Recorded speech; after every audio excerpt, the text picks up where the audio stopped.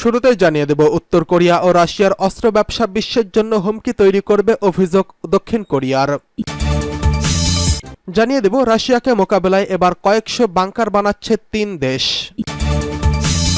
এছাড়া রয়েছে ইউক্রেনে সহায়তা পাঠানোর জন্য নভেম্বরের অপেক্ষা করবে না জেলেনস্কি। সর্বশেষ জানিয়ে দেব, পশ্চিম তীরে ইহুদি বসতি সম্প্রসারণের নিন্দা জানিয়েছে ইসরায়েলি জেনারেল। উত্তর কোরিয়া ও রাশিয়ার অস্ত্র ব্যবসা বিশ্বের জন্য হুমকি, অভিযোগ দক্ষিণ কোরিয়ার। রাশিয়ার সঙ্গে উত্তর কোরিয়ার অস্ত্র ব্যবসা বিশ্ব শান্তির জন্য হুমকি বলে মন্তব্য করেছে দক্ষিণ কোরিয়া। মার্কিন ও দক্ষিণ কোরিয়ার বাহিনীর সম্মিলিত প্রতিরক্ষা অবস্থানের গুরুত্ব নিয়ে আলোচনার সময় এই কথা বলেন প্রেসিডেন্ট ইউন সুক ইয়ল। এক বিবৃতিতে প্রেসিডেন্টের কার্যালয় এই তথ্য জানিয়েছে। ব্রিটিশ বার্তা সংস্থা রয়টার্স এই খবর জানিয়েছেন। একটি ন্যাটো শীর্ষ সম্মেলনে যোগ দিতে ওয়াশিংটন যাওয়ার পথে হাওয়াইতে থামেন দক্ষিণ কোরিয়ার প্রেসিডেন্ট ইউন সুক ইয়ল। ন্যাটোর 4টি এশিয়া প্যাসিফিক অংশীদারদের একটি প্রতিনিধিত্ব করেছেন তিনি। Indo Pacific commander admiral Samuelson পপারের সঙ্গে আলোচনা করেন ইয়ল। এই সময় মার্কিন সামরিক নেতা ও সেনাদের উদ্দেশ্যে তিনি বলেছিলেন, শুধু কোরীয় উপদ্বীপেই নয়, রাশিয়ার সঙ্গে অবৈধ অস্ত্র বাণিজ্যে জড়িত হয়ে বিশ্বব্যাপী শান্তিকে হুমকির মুখে ফেলেছে উত্তর কোরিয়া। ইয়ন বলেছেন, গত মাসে রাশিয়ার সঙ্গে একটি পারস্পরিক প্রতিরক্ষা চুক্তিতে উত্তর কোরিয়া অন্তর্ভুক্ত হওয়ায় দেশটির সামরিক সক্ষমতা নিয়ে উদ্বেগ আরও গভীর করেছে। তিনি বলেছেন, এই বেপরোয়া সিদ্ধান্তের হুমকি থেকে আমাদের স্বাধীনতা ও গণতন্ত্র এবং অর্থনৈতিক সমৃদ্ধি রক্ষার জন্য একই মূল্যবোধ সহ সামরিক সম্পর্ক রয়েছে এমন দেশগুলোর মধ্যে সংহতি অপরিহার্য। উত্তর কোরিয়ার সঙ্গে সামরিক সম্পর্ক গভীর হওয়ার বিষয়ে রাশিয়াকে সতর্ক করেছে ইয়ন। সিউল ও ওয়াশিংটন অভিযোগ করেছে, ইউক্রেনে ব্যবহারের জন্য রাশিয়াকে আর্টিলারি এবং ব্যালিস্টিক ক্ষেপণাস্ত্র সরবরাহ করেছে উত্তর কোরিয়া। তবে দেশগুলোর এমন অভিযোগ মস্কো ও পিয়ংইয়ং উভয়ই অস্বীকার করেছে। এদিকে রাশিয়াকে মোকাবেলায় কয়েকশো বাংকার তৈরি করছে 3 দেশ। ইউক্রেনে রুশ হামলার পর থেকে নিরাপত্তার প্রশ্নে ইউরোপের দেশগুলোর মধ্যে ভয় ঢুকে গেছে। তাই রাশিয়ার আগ্রাসন থামাতে এবার ভিন্নভাবে একজোট হওয়ার চেষ্টা করছে ইউরোপের এই দেশগুলো। এবার 3টি বাল্টিক দেশ এক সিদ্ধান্ত গ্রহণ করেছেন। দেশ 3টি রাশিয়ার হুমকি মোকাবেলায় কয়েকশো বাংকার বানানোর পরিকল্পনা করেছে। কয়েক মাস আগেই একটি বাল্টিক ডিফেন্স জোন বানানোর ব্যাপারে সম্মত হয় ওই 3 দেশ। ইউরোপকে গিলে খাচ্ছে যুদ্ধ। রাশিয়া ইউক্রেনের এই বিবাদ টেনে নিয়েছে পুরো বিশ্বকে। আজ সাপ্লাই চেইন মারাত্মকভাবে ব্যাহত হচ্ছে। পাশাপাশি বড় ধরনের পাল্টা হামলার মতো আতঙ্কে ভুগছে ইউরোপের ছোট ছোট দেশগুলো। এসব দেশ সামরিক শক্তিতে অতটাও বলীয়ান না হওয়ায় যোগ হয়েছে নতুন মাত্রা। আর তাই নিজেদের সুরক্ষায় অভিনব পথ খুঁজে নিচ্ছে ইউরোপের বিভিন্ন দেশ। মাত্র কয়েক মাস আগে এক প্রতিবেদন প্রকাশ করে মার্কিন সংবাদ মাধ্যম পলিটিকো। জানুয়ারিতে প্রকাশিত ওই প্রতিবেদনে বলা হয়, লাটভিয়া, লিথুনিয়া ও এস্তোনিয়া একটি কমন বাল্টিক ডিফেন্স জোন গঠনের ব্যাপারে একমত হয়েছেন। রাশিয়া ও বেলারুশের সীমান্তে এই ডিফেন্স জোন গঠন করা হয়। এই অঞ্চলে নিরাপত্তা উদ্বেগ বৃদ্ধির প্রেক্ষিতে এমন সিদ্ধান্ত নেয় দেশটি। নিজেদের পূর্বাঞ্চলীয় ফ্রন্টিয়ার অ্যান্টি মোবিলিটি ডিফেন্স ইনস্টলেশনের ব্যাপারে একমত হয়েছেন 3 দেশের প্রতিরক্ষামন্ত্রী।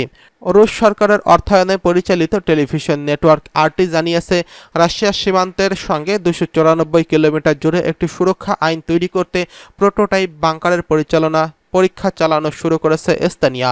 এই প্রকল্পের আওতায় 600 বাংকার বানানো হবে। এতে খরচ হবে $65 মিলিয়ন।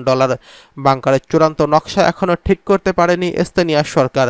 বর্তমানে 3টি ভিন্ন ভিন্ন মডেল নিয়ে বিবেচনা করছে দেশগুলো। আগামী সেপ্টেম্বরে 155 মিলিমিটার গোলা নিক্ষেপের মাধ্যমে ওই প্রোটোটাইপগুলো ব্যবহারের পরীক্ষা চালাবে এস্তোনিয়ার ডিফেন্স ফোর্সেস।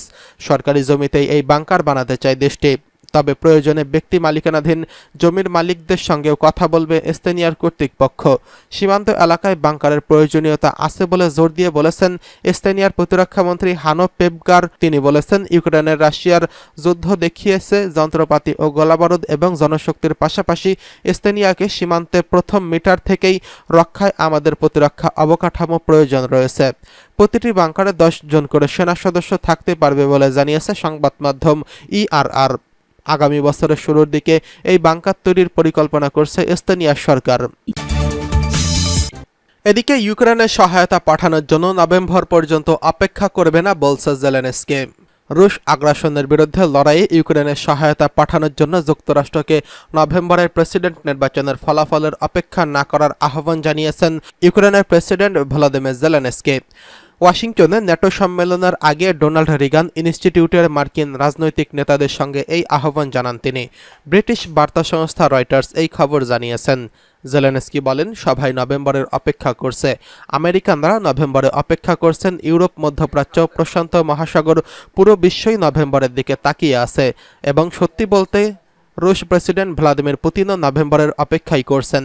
এ সময় তিনি আরও বলেন, এই সময় আড়াল থেকে বেরিয়ে আসার দৃঢ় সিদ্ধান্ত নেওয়ার, পদক্ষেপ নেওয়ার এবং নভেম্বর বা অন্য কোনো মাসের অপেক্ষার সময় নয়।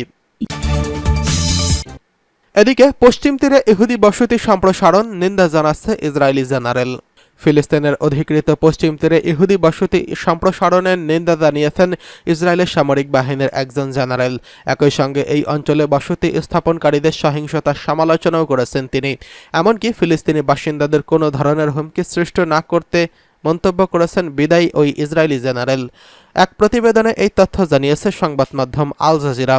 প্রতিবেদনে বলা হয়েছে, একজন ইসরায়েলি জেনারেল ফিলিস্তিনের অধিকৃত পশ্চিম তীরে বসতি সম্প্রসারণের বিষয়ে সরকারের সিদ্ধান্তের নিন্দা করেছেন। ওই অঞ্চলে বসতি স্থাপনকারীদের ক্রমবর্ধমান সহিংসতার সমালোচনাও করেছেন ইসরায়েলি মিডিয়া। ইসরায়েলি ওই জেনারেলের নাম মেজর জেনারেল হুদেইদা ফক্স। তিনি ইসরায়েলের কেন্দ্রীয় কমান্ডের বিদায়ী প্রধান। গত সোমবার বিদায়ী অনুষ্ঠানে তিনি বলেন, ইসরায়েলি বসতি স্থাপনকারীরা অধিকৃত পশ্চিম তীরের সহিংসতার মাধ্যমে জাতীয়তাবাদী অপরাধে লিপ্ত হয়েছেন।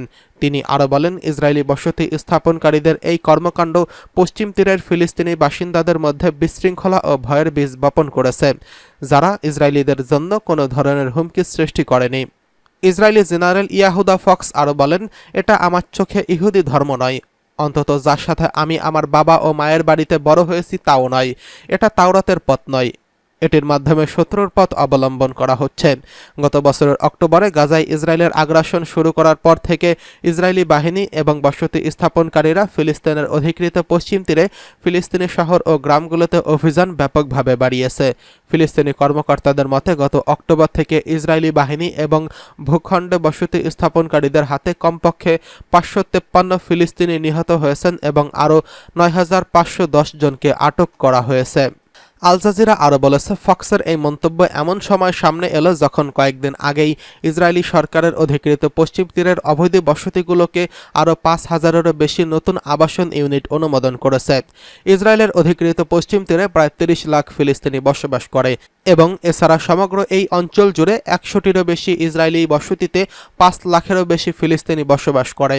বসতি স্থাপনের এই সম্প্রসারণ অসলো চুক্তির বর্ণিত পরিকল্পনার জন্য প্রধান বাধা হয়ে দাঁড়িয়েছে।